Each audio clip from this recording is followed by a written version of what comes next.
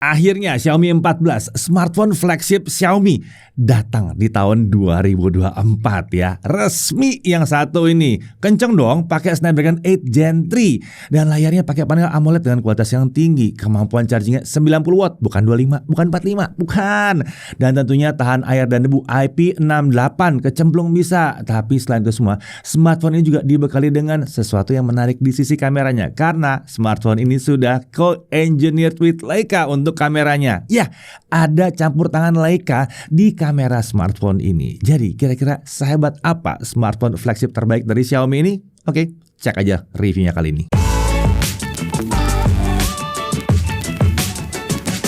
Oke, Xiaomi 14. Nah, sebelum Xiaomi 14 ini hadir ya, Xiaomi terakhir yang pakai angka tapi nggak pakai T ya, yang dari awal-awal tahun itu ya, nggak pakai T. Jadi yang premium mentoknya itu ya, itu yang datang tuh Xiaomi 12 sama Xiaomi 12 Pro di tahun 2022 ya. Nah, setelah itu yang datang cuma ada 13T, nggak ada 13 Pro. Nah, sekarang di tahun 2024 akhirnya Xiaomi datangin lagi smartphone flagship benerannya mereka nih lewat Xiaomi 14. Beberapa waktu yang lalu kita udah sempat buatkan video preview dari smartphone yang satu ini. Iya, udah pernah. Waktu itu kan saya diundang oleh Xiaomi ke Barcelona untuk menghadiri yang namanya MWC, Mobile World Congress 2024. Dan untuk melihat langsung peluncurannya si Xiaomi 14 di sana. Selama di Barcelona, kami tuh memperoleh info cukup lengkap mengenai teknologi-teknologi terkini yang dihadirkan Xiaomi secara global. Bahkan sampai ada demo pembuatan film ala layar lebar dengan menggunakan smartphone Xiaomi 14 series. Sementara itu, di ruang pamernya kita sempat melihat beragam teknologi dari ekosistem Xiaomi. Ada lampu yang bisa ngikutin gerakan tangan kita. Ada peralatan dapurnya Xiaomi, sampai kompor pintar pun ada di situ. Ada vacuum cleaner dan tentunya ada jajaran smartphone Xiaomi terbaru. Ada smartwatch, ada smart band, bahkan ada mobil listriknya Xiaomi di situ. Oh ya, ada robot anjing dari Xiaomi itu ada di situ ya.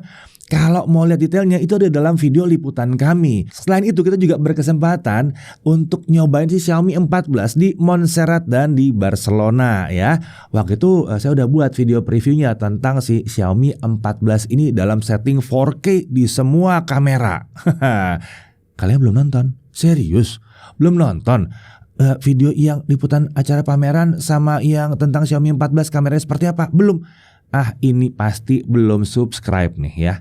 Oke, di subscribe dong ya, biar nggak kelewatan dan aktifkan juga notifikasinya. Oke, balik lagi ke reviewnya, review fullnya si Xiaomi 14. Tentu saja kita mulai langsung dari paket penjualannya. Tentunya di sini ada unit Xiaomi 14 lengkap dengan screen protector yang udah kepasang di layar. Lalu ada chargernya, ada dong. Ini ada chargernya dong ya. Ini chargernya 90 watt. Nanti kita lihat ya sekencang apa ya. Lalu ada kabel USB A to C untuk data dan untuk charging juga. Ada case warna abu-abu yang kalau dipasang ini nutup seluruh bodi secara penuh kecuali layar dan kamera. Jadi terserah kalian mau pilih warna apa. Kalau dipasangin casing ini semua jadi abu-abu. Iya, semua warna casingnya begini, abu-abu. Kemudian ada SIM ejector di sini dan ada kartu ucapan serta ada dokumen. Jadi paket penjualan cukup lengkap ya, sama seperti smartphone dari keluarga Xiaomi yang lainnya. Nah, untuk desain, smartphone ini hadir dengan desain yang simple tapi elegan. Bagian tepi dari bodi belakang ini ada sedikit lengkungan yang ya mungkin kalau dulu dibilang 2,5D ya gitu ya. Sementara untuk frame dan bagian depannya itu flat atau rata. Untuk materialnya bagian bodi belakang smartphone ini dari kaca ya, sementara framenya dari bahan metal. Lalu finishingnya ini glossy kalau untuk yang warna putih ini. Ini membuatnya terasa sangat solid dan terlihat premium. Untuk unit yang kami coba ini yang warna putih ini ya, terkesan polos dan bersih banget, clean banget ya. Tapi selain warna white seperti ini ada juga warna lain. Ada black atau hitam dan ada jade green atau warna hijau. Untuk warna putih backnya ini glossy ya, sama seperti yang warna hijau. Sementara kalau yang warna hitam ini agak matte atau doff permukaannya. Jadi kalau tidak mau banyak terlihat bekas sidik jari, pilihan paling pas adalah putih atau yang hitam. Untuk dimensinya, tinggi 152,8 mm, lebar 71,5 mm. Jadi kalau bicara soal ukurannya, ini tergolong ringkas atau cukup compact ya, walaupun belum sekompak smartphone yang layarnya 6 inci ya. Sementara bobotnya ada di angka 193 gram. cukup ringan karena masih ada di bawah 200 gram. Ini membuatnya jadi smartphone yang nyaman sekali buat dibawa-bawa. Cukup ringan, nggak terlalu besar, tapi layarnya juga nggak kecil untuk sebagian besar pengguna, termasuk saya yang terbiasa pakai layar 6,7, 6,8 inci. Pakai layar dia masih mantap. Smartphone satu ini juga punya daya tahan IP rating IP68, artinya tahan debu dan air ya. Jadi kalau kecemplung ke air masih aman, diangkut aja. Kalian lagi bercanda-bercanda nyemplungin temen ke kolam renang, kalau dia pakai Xiaomi 14 nggak ada masalah ya, selama dia nggak setengah jam di dalam air. Tapi kayaknya itu masalah buat orang ya kalau setengah jam dalam air ya. Tapi tetap ya, janganlah pakai ini untuk diajak berenang ya, berenang gitu, jangan. Diajak ke laut gitu, jangan. Snorkeling, jangan. Ini untuk air bersih dan anggap saja IP68 itu untuk kecelakaan lah ya, untuk nggak sengaja kecemplung ke air. Sekarang mari kita lihat dari sisi kanannya. Di sini ada tombol power dan tombol volume up and down. Di sisi atas ini kosong ya. Di kiri juga kosong. Di bawah ini ada SIM tray dual nano SIM. Ini nggak ada slot buat micro SD sama sekali ya di sini ya. Kemudian ada mikrofon, ada port USB-C dan juga ada grill speaker. Di sekitar grill speaker ini juga ada mikrofon lagi. Nah, terkait speaker, ada juga speaker kedua dari smartphone ini yang merangkap sebagai earpiece. Dan smartphone ini juga sudah mendukung Dolby Atmos. Untuk suaranya terbilang cukup baik ya, terutama kalau kita hidupin Dolby Atmosnya. Kedua speaker itu mampu menghasilkan suara yang cukup seimbang. Hanya saja menurut kami suaranya agak sedikit kurang lantang. Tapi itu wajar untuk ukuran bodi segini. Beralih ke depan, ini adalah layar 6,36 inci. Ya, 6,36 inci. Bukan 6 inci, bukan 6,7. Ini gantung di tengah-tengah ya. Panelnya adalah panel Crystal Res Dynamic AMOLED. Resolusinya 2670 x 1200 pixel ya, agak tinggi nih resolusinya ya. Refresh rate-nya up to 120 Hz.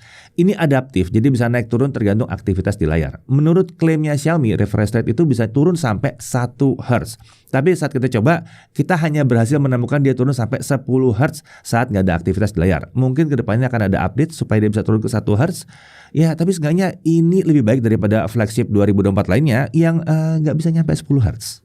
Oke, sekarang kita tes brightness dari layarnya. Untuk indoor, brightness dihasilkan adalah di kisaran 519 nits.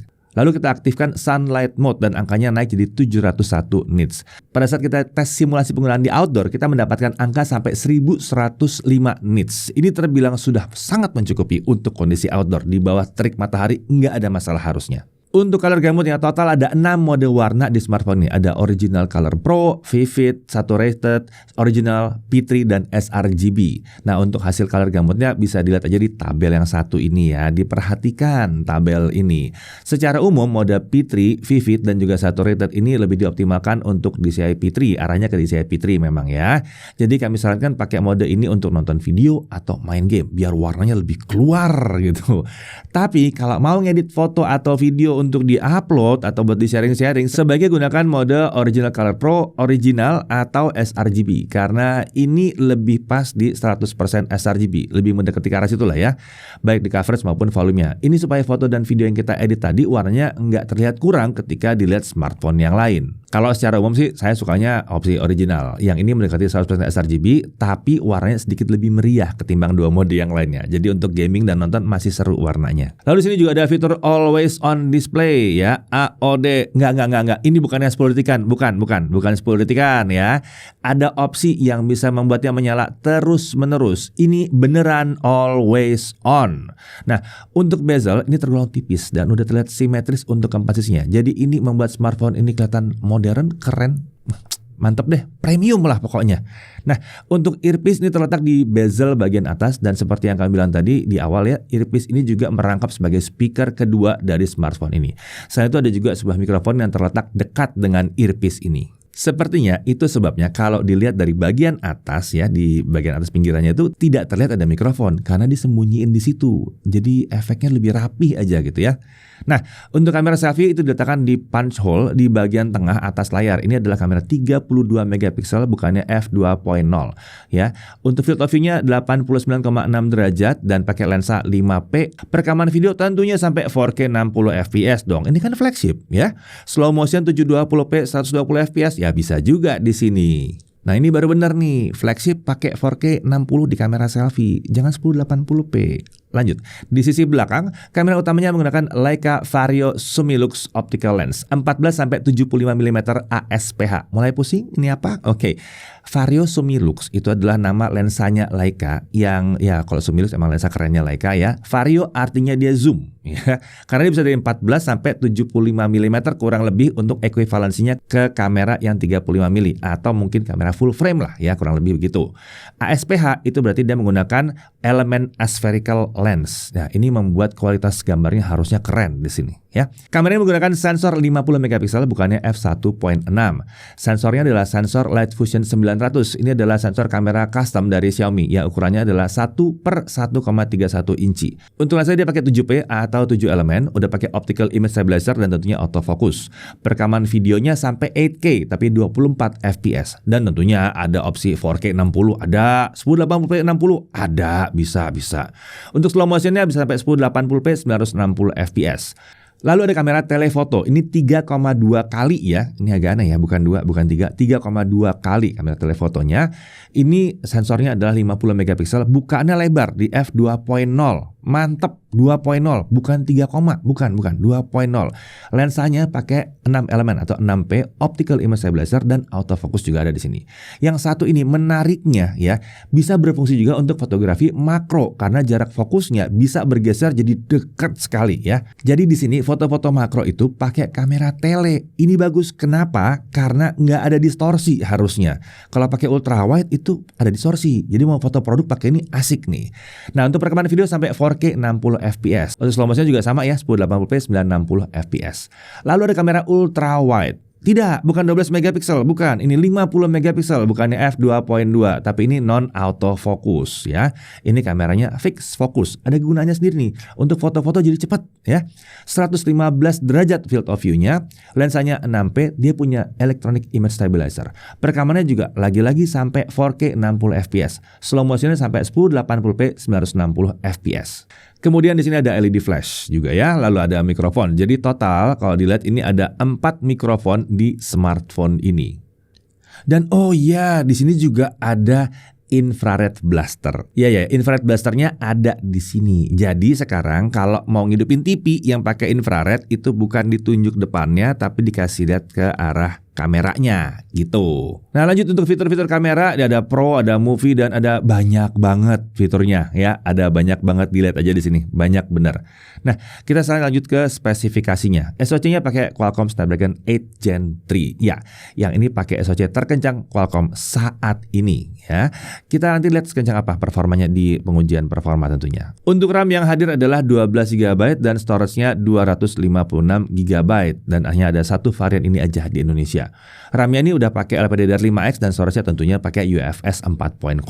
Lanjut untuk baterai, jangan protes. Dia pakai 4610 mAh dan didukung charger 90 watt atau kemampuan charging 90 watt.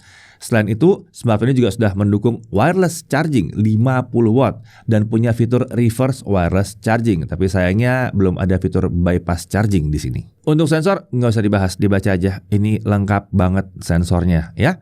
Lanjut untuk cooling system, dia menggunakan Xiaomi Ice Loop System yang diklaim oleh Xiaomi lebih efisien sampai 3 kali lipat dibandingkan dengan vapor chamber cooling system yang umumnya digunakan. Sementara itu untuk konektivitas jelas ya, ini pakai 5G, 2G, 3G, 4G, 5G bisa di sini. Untuk Wi-Fi dia up to Wi-Fi 7 tentunya. Lanjut untuk Bluetooth dia pakai versi 5.4 dan Bluetooth codecnya cukup lengkap, bisa dilihat di sini. Untuk NFC tentunya ada dong, USB OTG tentunya iya ada juga ya. Oh ya, Xiaomi 14 ini menggunakan port USB-C 3.2 Gen 1 dan ini membuat file transfer dari smartphone ke PC atau sebaliknya jadi lebih kencang dibandingkan yang pakai versi 2.0. Tentunya kalau kalian lagi backup data dari sini akan enak banget. Kencang banget backup datanya. Dan port USB yang satu ini juga sudah support HDMI out atau MHL atau istilahnya display out lah ya, yang jelas ya. Jadi kita bisa sambungkan smartphone ini ke monitor eksternal dan bisa melakukan mirroring screen. Jadi kita bisa tuh masangin satu ini ke proyektor pakai kabel USB Type-C to HDMI, lalu bisa presentasi. Nah, profesional sekali nggak tuh? Selain itu, sama seperti smartphone kelas flagship lainnya, smartphone yang satu ini juga sudah mendukung penggunaan eSIM. Jadi ada opsi selain pakai SIM card fisik saja di sini. Nah, untuk fitur keamanan tentunya ada in-display fingerprint sensor ya di layar dan ada face unlock juga. Untuk OS dia pakai langsung HyperOS berbasis Android 14. Secara umum perubahan paling terasa di HyperOS dibandingkan dengan MIUI adalah perubahan tampilan pada menu ya, seperti di control center dan di berbagai aplikasi bawaan. Kemudian sekarang ada animasi di status bar. Kita bisa merubah mode suara seperti ini ya.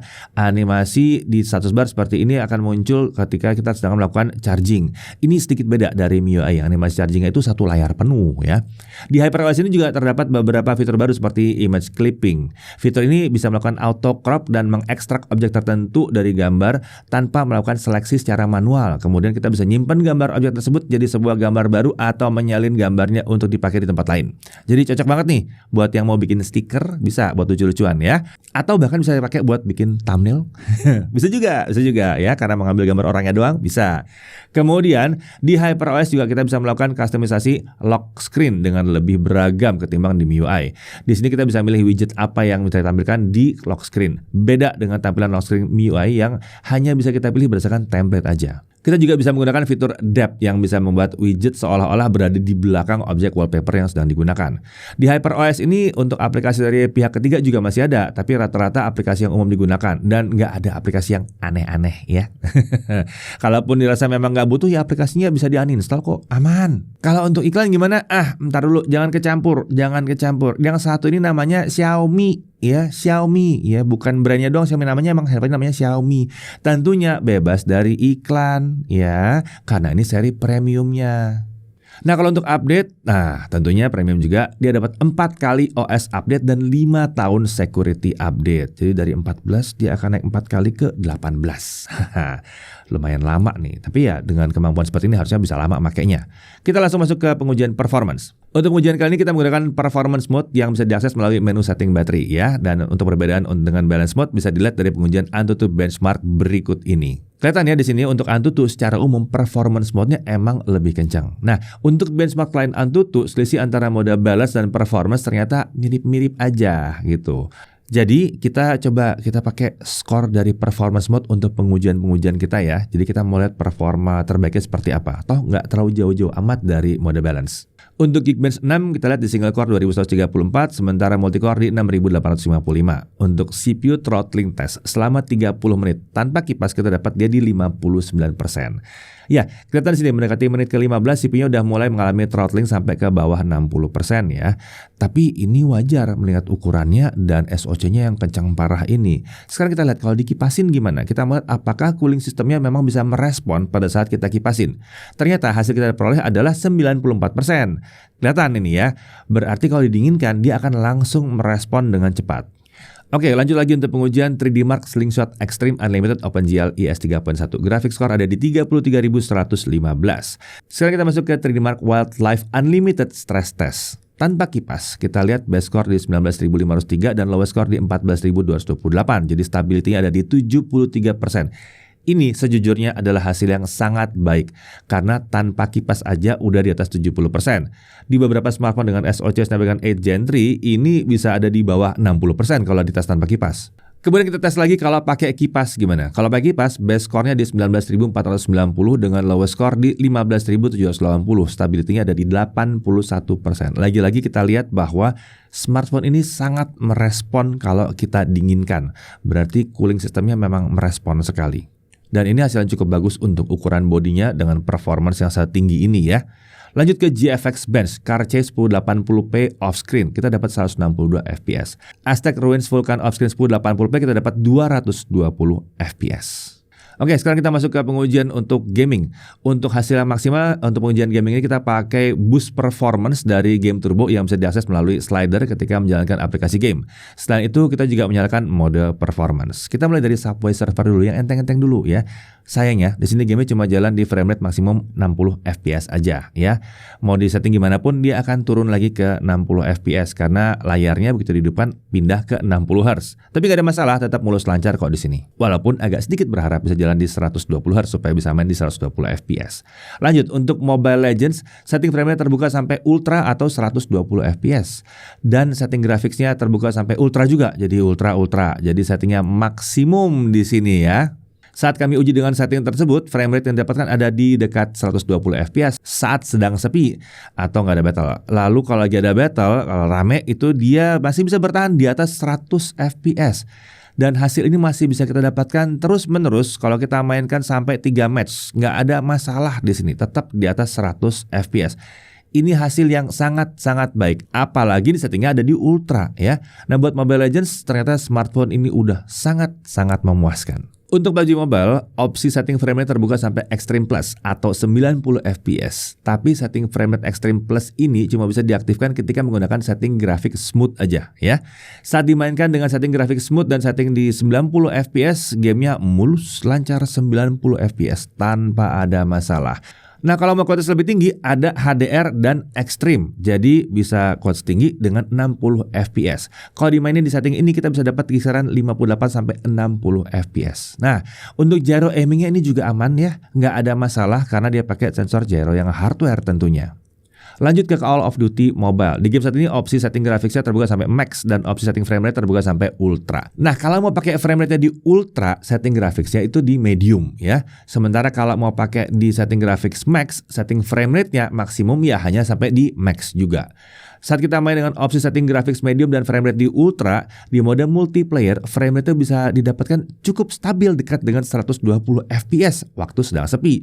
Kalau lagi ada battle, ya akan turun tapi cuman ke 117 doang. Sedangkan di mode Battle Royale, frame rate itu ada di kisaran 88 sampai 90 fps. Sementara kalau kita mau pakai grafiknya di max dengan frame rate di max, kita bisa lihat di mode Battle Royale ini frame rate stabil di kisaran 60 fps. Gitu juga di mode multiplayer, frame rate juga di kisaran 60 fps untuk kualitas yang tinggi ini. Jadi untuk Call of Duty Mobile ini juga udah mantep bener. Lanjut ke Honkai Star Rail. Kita jalankan game ini di setting graphics very high 60 fps. Ketika lagi battle frame rate-nya ada di kisaran 50 sampai 60 fps. Tapi saat kita lagi ada dalam kota yang banyak NPC-nya, ya tentunya ini frame rate-nya bisa drop ke kisaran 45 fps. Kemudian setelah beberapa saat bahkan bisa turun ke 30-an fps.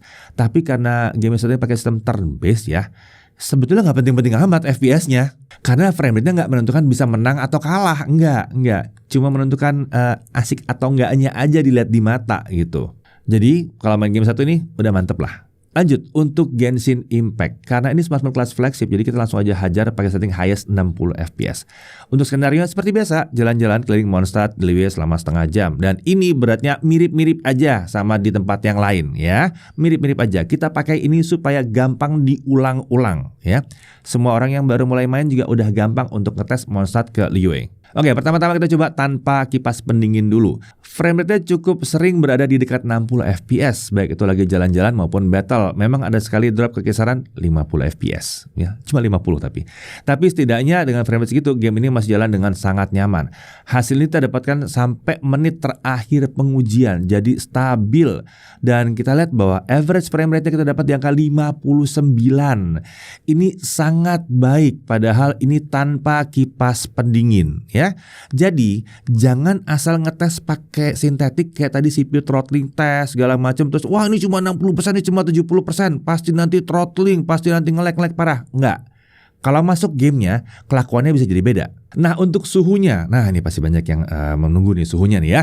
Setelah dimainkan selama 30 menit, setting highest 60 fps tanpa kipas, titik terpanas di bagian layar itu ada di 42 sampai 43 derajat Celcius saja. Sementara itu titik panas di bagian belakang smartphone ini ada di sebelah modul kamera dengan suhu sekitar 42 sampai 43 derajat Celcius juga. Ini adalah suhu yang cukup wajar untuk main Genshin Impact di setting highest 60 fps dan dapat rata-rata di 59 fps. Sangat wajar sekali. Ini nyaman banget bahkan ya. Kemudian kita coba bermain dengan skenario yang sama tapi pakai kipas pendingin. Hasilnya terbilang mirip dengan saat tanpa kipas pendingin. Saat kita jalan-jalan muter-muter, kita lihat bahwa frame rate-nya itu dekat sekali dengan 60 fps. Drop masih ada tapi juga masih di 50-an fps. Setelah setengah jam kita dapat bahwa average-nya juga di 59 fps. Kayaknya kita butuh yang lebih kencang lagi sih. Lebih tinggi lagi. Tolong dong MiHoYo naikin dari 60 fps ya. Kita butuh paling nggak 90 lah ya. Jadi di sini baik menggunakan kipas maupun tidak, smartphone satu ini udah bisa main Genshin Impact di setting highest 60 fps dengan cukup nyaman. Kalau mau dikasih ranking ya ini masuknya ranking S, baik dengan kipas maupun tanpa kipas. Oke, sekarang kita masuk ke pengujian kamera, tapi tentunya jangan di sini ya. Oke, sekarang kita udah ada di luar, udah nggak di dalam lagi. karena kita mau mulai pengujian kamera ya. Tapi gini, buat yang nanya kenapa nggak ada Chris, mohon maaf Chrisnya nggak bisa nge-host dulu buat kameranya karena lagi agak gitu ya, agak-agak bindeng suaranya ya. Tapi pengujian ini kita lakukan bersama. Ada saya, ada Chris, sama ada juga Naufal yang akan bantuin ya. Jadi selama pengujian ini kita akan kolaborasi rame-rame, cuma yang bawain saya ya. Nah, untuk kali ini pengujian semua segmen kamera di sini akan dibawakan dengan smartphone ini. Pakai kamera selfie-nya, pakai kamera utamanya juga mungkin, tapi yang jelas akan pakai mikrofon dari smartphone ini. Sekarang juga saya di luar, lumayan berangin di sini. Kalau belebek-belebek ya sudah ya, biarin aja. Ya, kita tetap pakai mikrofon dari si Xiaomi 14 ini ya. Nah, sebetulnya kalau bicara soal mikrofon dari Xiaomi 14 ini, by the way saya lagi pakai kamera selfie-nya sekarang ya. Untuk mikrofon dari Xiaomi 14 ini yang menarik adalah ini udah pernah kita coba waktu ada di MWC ya, waktu di MWC saya ngetes di dalam ruangan, di dalam ruang pamernya, tempat yang berisik banget dan ternyata suaranya masih bisa jelas juga. Coba denger ini. Oke, yaudah kita langsung masuk ke Jabut Xiaomi. Oh ya, by the way, ini semua video dibuat dengan Xiaomi 14. Saya nggak nambah mikrofon apa-apa, nggak nambah gimbal, nggak nambah apa-apa, cuma pakai handphone aja. Jadi liputan kali ini full pakai Xiaomi 14 sampai ke ngedit-ngeditnya. Mungkin udah pernah lihat tuh bahasa Sutra ya. Ini adalah Xiaomi SU7 Max. Nih lihat, backflip sampai 3 kali. Mantep kan? Hah, gimana? Mantep nggak tuh mikrofon ya? Jadi berisik-berisik bisa diisolasi dan suara saya masih tetap bisa jelas tanpa ada gangguan, kerusakan suara segala macam, nggak ada. Memang nggak bisa hilang noise belakangnya, pasti masih ada, tapi itu natural sekali, natural banget untuk vlogging segala macam, itu enak banget. Oke, sekarang berhubung panas ya, kayaknya saya lanjut pengujian ini ke dalam ruangan, saya narasikan, sementara nanti akan ada Naufal yang akan membantu mendemokan kemampuan-kemampuan dari si Xiaomi 14. Oke, akhirnya ya setelah sekian lama kamera selfie HP Xiaomi itu ada yang bisa ngerekam 4K 60. Akhirnya kamera selfie-nya udah standar flagship. Videonya juga udah stabil. Nah, kayak gini nih ya. Kami juga udah nyoba di berbagai resolusi lainnya dan bisa kami pastikan kameranya itu stabilisasi video selfie-nya itu bekerja dengan baik di semua resolusi. Dari segi kualitas gambar juga udah oke, detail jelas tinggi dan 60 fps tentunya bikin video jadi terasa lebih licin, smooth gitu ya. Untuk keperluan slow mo tipis-tipis juga oke banget nih. Tapi catatannya kan video ini dibuat ekspornya ke 30 fps, jadi mungkin agak kurang kelihatan aja licinnya. Nah, kalau soal dynamic range secara default termasuk yang standar sebetulnya ya. Exposure di wajah masih cukup oke, tapi bagian highlight terasa agak overexpose. Agak disayangkannya kamera selfie ini terlihat belum mendukung HDR video. Fitur tersebut baru untuk kamera utamanya aja nih.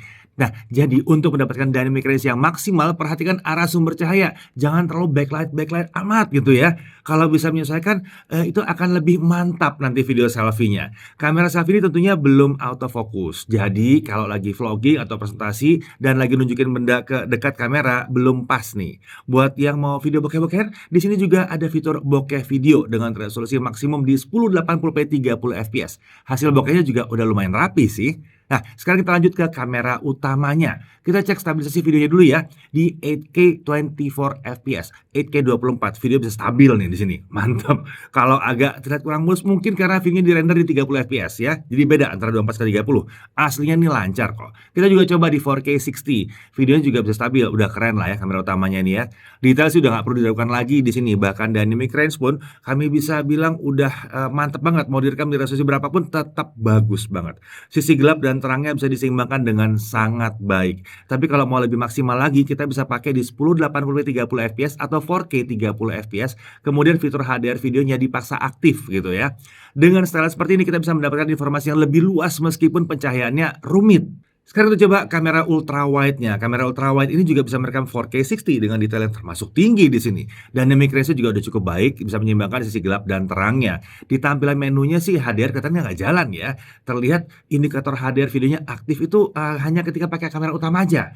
Tapi nggak terlalu masalah. Yang penting hasilnya masih oke dynamic range-nya. Asiknya lagi stabilisasi juga bisa berfungsi di 4K 60 fps. Jadi ultra wide-nya ini nggak banyak SKB-nya. Mau rekam di resolusi berapapun, videonya bisa tetap stabil stabil. Yang agak kami sayangkan adalah ultrawide ini masih belum autofocus. Andainya bisa autofocus lebih mantap lagi. Wah, ngadi-ngadi banget, tapi ya udahlah, ini udah cukup oke. Beralih ke kamera telefotonya. Video kamera telefotonya ini juga udah kelas flagship banget. Bisa merekam 4K 60 dengan detail yang sangat tinggi. Dynamic range-nya juga udah cukup oke. Sisi gelapnya agak kurang angkat sedikit sih sebetulnya, tapi overall bukan masalah. Overall balance-nya masih dapat banget.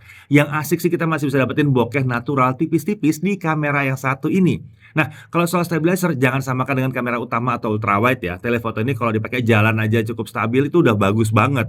Tapi nggak bakal bisa stabil-stabil banget lah ini. Ini masih sangat wajar. Hal yang paling spesial dari telefotonya ini adalah jarak fokus minimumnya yang sangat dekat. Ini membuat telefotonya bisa untuk video makro juga, nggak cuma untuk foto makro. Ini gila banget sih. Jarang ada smartphone lain yang telenya bisa sedekat ini fokusnya. Nah, untuk kemampuan pindah-pindah antar kamera saat merekam video, di sini udah bisa. Dari kamera ultrawide ke kamera utama ke telefoto bisa, tapi belum bisa ke kamera selfie ya. Ini wajar. Dan kami juga baru menyadari nih, kalau ternyata kameranya tuh udah pindah ke telefoto di zoomnya 2,6 kali. Entah kenapa seperti itu. Tapi kan tombol zoomnya tuh secara default ada di 3,2 kali. Oke, sedikit catatan. Fitur ini efektifnya ya, fitur pindah-pindah ini efektifnya di 1080p 30 fps, 1080p 60 fps dan 4K 30 fps. Untuk 4K 60 belum bisa pindah-pindah kamera secara langsung. Sekarang kita lihat kondisi low light. Nah, di sini kita ada sedikit tips untuk memaksimalkan hasilnya ya. Pertama, matikan fitur auto frame rate-nya supaya frame rate lebih stabil walaupun di kondisi low light. Tentunya ada resikonya ya, agak sedikit jadi lebih gelap. Karena kan pakai 60 fps, kalau dimatikan fitur itu berarti dia akan tertahan minimum 60 detik ya, jadi agak gelap pastinya. Kedua, matikan fitur adaptif telefoto supaya kamera telefotonya konsisten dan tidak akan pindah sendiri jadi kamera utama yang di crop. Mari kita lihat dari kamera selfie-nya dulu yang 4K 30 ini ya. Video selfie-nya masih menangkap detail yang cukup baik. Sayangnya gambarnya agak noisy di sini kalau kita lihat secara langsung. Itu filenya kelihatan seperti ada semut-semut gitu di area-area yang gelap. Kalau dilihat di YouTube ini mungkin nggak kelihatan ya karena ada kompresinya kalau di YouTube. Nah, kalau bicara soal stabilisasi, kita lihat kalau dalam kondisi gelap ini ada jitter di mode 30 fps, tapi masih di level yang cukup wajar menurut kami. Hati-hati aja kalau jalan di 30 fps. Nah, sekarang kalau kita lihat di 4K 60. Nah, ternyata kalau mau stabilisernya optimal di low light, nah lucunya malah di 60 fps. Ini lebih mantep. Stabilisasinya lebih rapi ketimbang di 30 fps. Tapi memang ya, seperti dibahas tadi ya, kalau 60 fps pasti sedikit lebih gelap gambarnya karena butuh cahaya yang lebih banyak. Nah, sekarang kita beralih ke kamera utamanya. Di 4K 30, kamera utamanya punya video low light yang luar biasa. Gambarnya masih sangat terang, noise-nya bersih, detailnya tinggi untuk kondisi segelap ini. Ini keren banget sih kamera utamanya. Stabilisasi juga berjalan dengan baik, di bawah jalan santai gini, jitter masih ada sih, tapi tipis lah, masih wajar banget. Nah, kalau 4K 60, ini aneh ya, sama seperti kamera selfie-nya, stabilisasinya lebih optimal di mode 60 fps. Dan menarik ya, gambar masih terang nih kalau pakai kamera utamanya. Di 60 fps, luar biasa banget ini ya sensor kamera utamanya. Untuk urusan autofocus, kamera juga aman ya, aman banget. Ini langsung kita coba aja di low light, fokusnya tetap bisa berjalan dengan lancar. Nggak ada masalah di sini. Sekarang kita beralih ke kamera telefotonya, di 4K 30 dulu.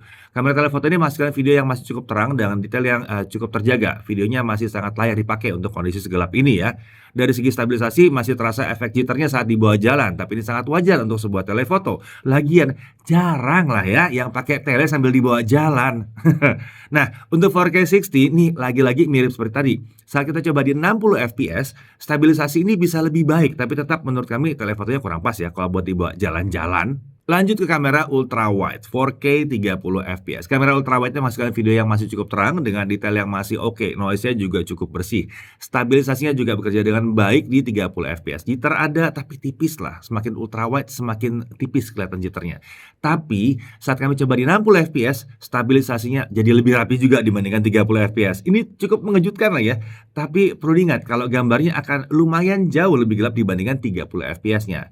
Sedikit catatan juga kalau misalnya saat merekam video low light dari kamera utama ke ultrawide, kalau mau pindah ya, kita juga bisa akan merasakan kalau kemampuan menangkap cahayanya itu beda banget. Terasa agak jomplang saat pindah dari kamera utama ke ultrawide. Tapi ya sebetulnya cukup wajar ya. Belum banyak smartphone flagship yang saat pindah dari kamera utama ke ultrawide-nya itu pencahayaannya bisa konsisten, apalagi di kondisi yang gelap seperti ini. Jadi overall bisa dibilang untuk low light video semua kameranya ini masih bisa diandalkan banget, apalagi kalau kita paham setting mana yang paling optimal. Oke, sekarang kita lanjut ke foto-foto. Kalau urusan foto, di sini kita bisa lihat hasil kerjasama tuning kamera Xiaomi bersama Leica. Wah, ini hasilnya mantap bener di sini.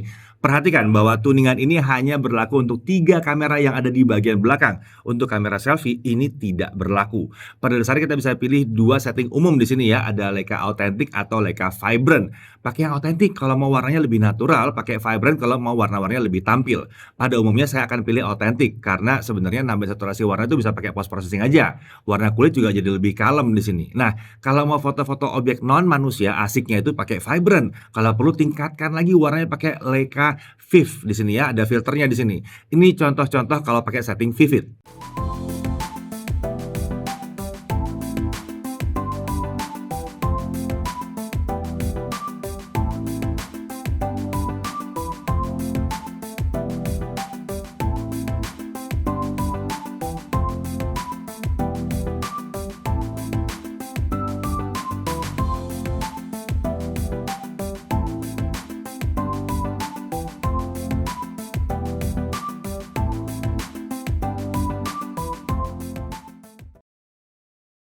Gimana? Asik kan? Nggak pakai diedit tuh warnanya. Nah, sebaliknya kita juga bisa bermain dengan filter hitam putih, Leica BW.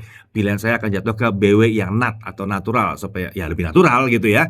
Saya pilih ini karena sisi paling gelapnya akan terjaga dan sisi paling terangnya tetap terjaga juga. Bener-bener dambaan yang suka foto gaya hitam putih nih. Nah, cek aja nih galeri foto BW-nya.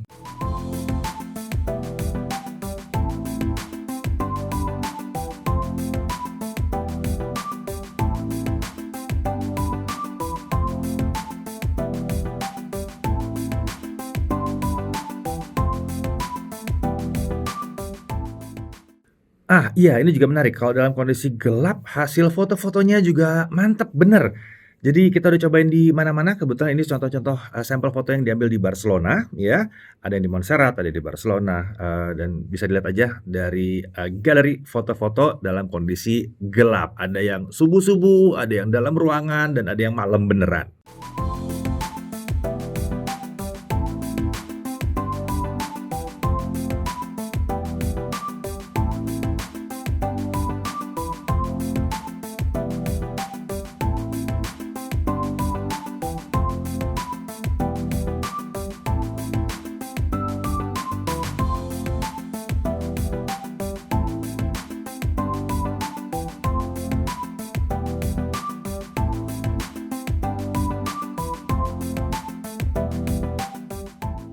Buat saya sih hasil foto dari Xiaomi 14 ini sangat berkelas. Nah, sekarang mari kita lihat menu-menu di kameranya untuk fotografi. Oke, sekarang mari kita lihat menu kameranya. Ini dalam kondisi normal banget ya, standarnya di 1 kali untuk foto. Kalau 0,6 jadinya begini, balik lagi ke 1, 2 kali, dan ini digital harusnya ya. Lalu yang ini sudah pindah kamera di 3,2 kali. Dan kita masih bisa zoom in lebih jauh lagi ya. Tuh sampai 60 kali, walaupun saya tidak menyarankan, mungkin sampai 10 kali aja masih lumayan oke gitu, kurang lebih 10 kali begini ya. Oke, kita kembalikan lagi ke 1 kali, sebentar. Nah, itu 1 kali. Lalu kemudian sekarang mari kita lihat menu di sebelah kiri atas. Kiri atas ada tulisan Leica di situ ya. Nah, di sini kalau kita pencet aja dia berubah, Leica stylenya Vibrant atau mau Authentic. Ini Authentic yang standarnya. Pilihan saya biasanya begini, kecuali kalau misalnya kalian foto-foto di tempat yang mungkin nggak gitu oke karena lagi berawan gitu ya, jadi warnanya nggak keluar. Nah, pakai deh tuh yang si Leica Vibrant biar warna-warna bisa lebih keluar ya. Tapi by default saya akan pilih Authentic. Lalu di bawahnya ada HDR, ini bisa off, bisa on. Saran saya di on atau auto aja. Di bawahnya lagi ini ada opsi, nah ini shortcut-shortcutnya. Ada HDR yang tadi, ada Leica stylenya, ada aspek rasio, kita bisa pilih mau aspek rasionya seperti apa. Kemudian ada flash di situ, ada timer, ada super makro. Nah ini lucu nih super makro, sepertinya langsung pakai tele karena makronya dia ada di tele ya. Kita kembalikan lagi, ada AI kamera juga. Ini biasanya AI kamera warnanya agak sedikit naik tuh ya. Kalau dilihat di sebelah kanan atas tuh kelihatan tuh warnanya agak naik tuh. Kalau saya hidupkan AI kameranya, saya tetap pilih untuk tidak pakai AI kameranya aja. Grid line saya suka pakai karena kalau grid line dia ada garis-garis tipis-tipisnya ini ya. Kemudian kalau dimatikan ya garis-garis tipis-tipisnya itu hilang. Tapi saya prefer pakai aja ini grid line buat membantu. Ada time burst, ada tilt shift. Tilt shift ini lumayan lucu ya. Nah ini jadi fokusnya di tengah banget nih karena pinggir-pinggirnya semua jadi blur. Ada dua pilihan, bisa buat bikin tilt shift yang seperti itu juga ya, yang garis gitu atau yang bulat kayak begini atau bundar ya seperti itu. Kemudian kita balik lagi, di bawahnya ada motion tracking focus di mana dia akan mengikuti objek utama kita akan diikutin terus di tracking. Lalu ada voice shutter, mau bunyi atau nggak bunyi. Kemudian di sebelah kanan ada watermark, kita mau pakai watermark atau tidak. Di sini bisa dihidupkan atau matikan. Dan ada pilihan ada mau regular atau mau Leica. Biasanya kita pakai itu adalah yang Leica. Keren aja, di bawahnya ada striping putih gitu ya. Lalu balik lagi kita lihat di paling bawah ada assist cam. Itu untuk foto. Nah, kalau untuk video kita bisa lihat ini di sebelah kiri atas itu ada pilihan buat ini ya, resolusi dan frame rate-nya. Tapi enakan dipencet dari tengah aja. Lalu ada HDR, mau dihidupkan, on, atau mau dimatikan. Kita balikan dari dihidupkan aja, lebih bagus dihidupin sebetulnya. Lalu pilihannya, nah ini lebih sederhana di sini 1080p, ada pilihan frame rate-nya, HDR ada pilihannya juga. Kalau kita bisa pilih di sini bisa sampai 8K, 8K, tapi tentunya jadi 24 fps. Dan ini sedikit nge-crop memang, sedikit aja nge-cropnya, nggak banyak-banyak. Tapi ada pilihan lain juga, ada 4K di sini. Kalau 4K dia bisa sampai 60 fps. Tuh, 4K 60 gitu ya. Kita kembalikan lagi ke 1080p, 1080p juga bisa 60, tapi kita kembalikan ke 30 fps. Di bawah ada flash kalau mau dinyalakan, itu juga bisa. Lalu ada super makro sama seperti tadi, untuk video juga ada. Kemudian aspek rasio seperti tadi juga ada. Ya, ini cuma widescreen sama 9:16. Kemudian ada steady video. Nah, ini steady video, saya kembalikan dulu aspek rasionya ke 9:16 ya. Di bawah ada steady video. Nah, ini steady video kita bisa lihat kalau ini maunya lebih stabil dari yang normalnya ya. Nah, ini kalau pakai steady video yang ini, nah dia lebih nge-crop sedikit. Nah, ini harusnya lebih stabil memang. Lalu kalau kita pilih yang Pro, dia sedikit lebih lebar karena harusnya dia pakai ultra wide-nya di sini. Lalu kita matikan lagi dan kita pindahin lagi sebelah kanan. Ini ada source tracking, dia bisa nge-track audionya kira-kira datang dari mana. Kemudian ada teleprompter juga kalau dibutuhkan ya. Nah, dan ada motion tracking fokus seperti yang tadi juga. Oke, sekarang mari kita pencet more-nya. Nah, di more ada portrait, ada 50 megapikselnya ada di sini. Kalau mau full 50 megapiksel dipakai, ada slow motion di sini, super moon, movie, night short film, long exposure, dan yang mau saya lihat di sini adalah yang pro. Nah, ini yang pro. Jadi kita bisa lihat di sini rata-rata sama. Ini ada di mode kamera ya. Kalau di atas kanan gambarnya kayak buat kamera video, berarti yang lagi dipakai adalah kamera buat foto ya. Nah, ini sekarang kita ada di mode Pro dan ini di kamera wide atau kamera utamanya. Kita bisa lihat bahwa ISO itu akan selalu nyampe 12.800. Itu mau kamera yang manapun akan begitu. Lalu kalau speed dia akan bisa mencapai 30 detik ya kalau di kamera untuk kamera foto. Dan ini akan konsisten untuk semuanya. Autofocus juga ada di sini ya. Jadi kita bisa pilih autofocus atau mau manual fokus, kita style sendiri manual fokus tuh bisa di style. Kemudian di sini ISO sudah, itu sudah, ada white balance di sini. Kita bisa pilih mau lebih biru atau lebih warm ya. Lebih cold atau lebih warm.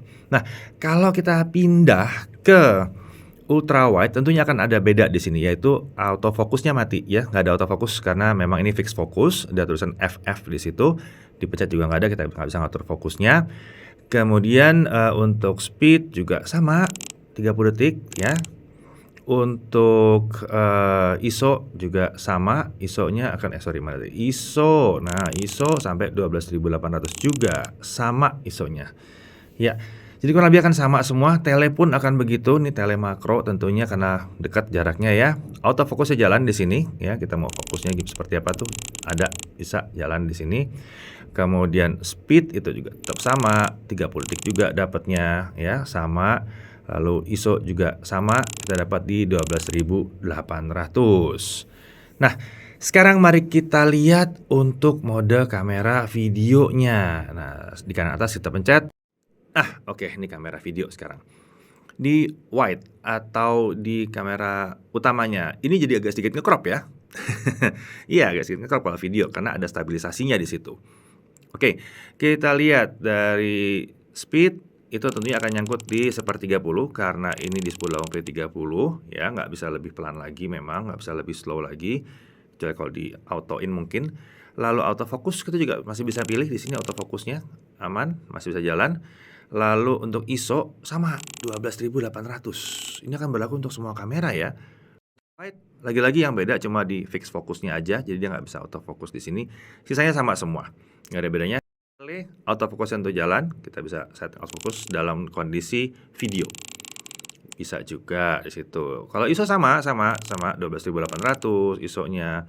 Speed juga sama seperti yang lainnya di 1/30 karena kita lagi pakai 30 fps.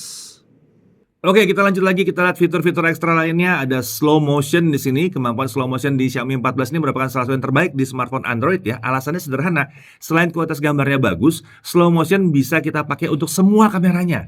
Nih, kamera ultrawide bisa. Ini contoh ultrawide slow motion di 1080p 240 fps. Kamera utama bisa. Ini contohnya slow mo di 1080p 240 fps. Kamera telefoto juga bisa. Ini contoh slow-mo telefoto 1080p 240 fps. Ini langka loh, ada yang bisa kayak begini. Untuk selfie juga bisa slow-mo, tapi kalau selfie-nya hanya bisa 720p 120 fps. Tentunya slow-mo 960 fps juga bisa, tapi ini kan interpolasi dan rekamnya cuma bisa di beberapa detik aja. 1080p 240 atau 120 itu udah yang paling optimal. Oke. Hal yang masih perlu ditingkatkan lagi. Ya tentunya tidak ada kamera smartphone yang sempurna ya. Menurut kami ada beberapa hal yang sebaiknya Xiaomi bisa tingkatin lagi di sini. Pertama, dynamic range di video selfie. Ini masih terhitung belum yang luar biasa hebat banget. Fitur HDR videonya harusnya bisa juga dong buat kamera selfie ya. Entah kenapa ini baru mantap untuk kamera utamanya aja. Dan sebaiknya opsi HDR video itu dibuat lebih praktis aja. Aktifkan secara default aja, lalu jalankan di semua kamera dan semua resolusi yang tersedia. Ini kan flagship ya, ISP-nya dari Snapdragon yang kelas flagship juga nih. Jadi tujuannya supaya pengguna nggak terlalu banyak mikir, ini HDR on atau off ya? Kok 60 fps nggak jalan HDR-nya ya? Gitu. Pokoknya tinggal pilih resolusi dan frame rate yang dibutuhkan, lalu rekam dan gambarnya akan langsung beres. Maunya sih gitu ya. Lalu kemudian berikutnya lagi kamera selfie-nya ini belum bisa autofocus. Lalu kemudian ultrawide-nya ini juga masih fix fokus. Kalau bisa autofocus apalagi bisa makro, wah udah deh. Paripurna. Telenya bisa makro, ultrawide bisa makro, wah itu pasti mantep bener. Tapi paling nggak sekarang telenya udah bisa makro lah, udah mantep banget. Kemudian berikutnya lagi untuk memperoleh bokeh video di kamera utama, menurut kami agak kurang praktis aja ya. Kalau mau bokeh di video selfie itu caranya mudah. Akses dari menu video seperti biasa. Nah kalau mau bokeh di video kamera utama, itu kita harus ke menu terpisah yang namanya adalah movie. Sayangnya bokeh video ini juga baru bisa untuk kamera utamanya aja, telefoto belum bisa dan resolusinya masih terbatas juga di 1080p, belum bisa 4K. Kemudian terakhir adalah foto dengan ultra wide. Ini kami rasa distorsinya perlu opsi untuk bisa dikoreksi secara software. Kadang asik sih bisa bikin kaki kelihatan panjang nih ya. Ayo cewek-cewek yang mau kelihatan panjang nih kakinya ya, cocok nih. Tapi kadang distorsi ini bisa ganggu juga kalau kenanya di kepala jadi agak peyang-peyang gitu. Nah, udah itu aja sih yang bisa kami catat seputar kameranya. Dan itu juga udah nitpicking lah, udah dicari-cari banget apa yang masih terasa kurang gitu. Soalnya kemampuan kamera secara besar udah keren banget, sangat bersaing dengan smartphone flagship yang lainnya. Hasil foto dan videonya udah kelas flagship. Fitur kameranya berlimpah. Nah, kalau menurut Chris yang sulit dikalahkan adalah kamera telefotonya. Kualitasnya sangat tinggi dan kemampuan telemakronya juga jarang ditemukan di smartphone lain. Sementara, selain suka dengan kemampuan dan perekaman videonya, itu saya suka banget dengan mode BW-nya. Itu asik banget hitam putihnya. Overall, good job untuk Xiaomi Indonesia. Sekarang warga Indonesia jadi punya opsi lain ketika mau cari smartphone dengan kamera yang keren di kelas harga segini. Capek juga ya kalau rekomennya harus yang itu lagi dari dulu, iya nggak? Ya, sekian dulu pengujian kamera Xiaomi 14, kita lanjut lagi ke pembahasan berikutnya. Lanjut ke pengujian baterai. Untuk pengujian YouTube local playback 1080p. Jadi ini kita download video dari YouTube lalu kita putar nonstop ya, tanpa nyambung ke WiFi. Ini non HDR ya videonya. Di sini baterainya baru habis setelah 25 jam dan 1 menit. Ini luar biasa. Hasil yang sangat bagus untuk smartphone dengan baterai 4610 mAh.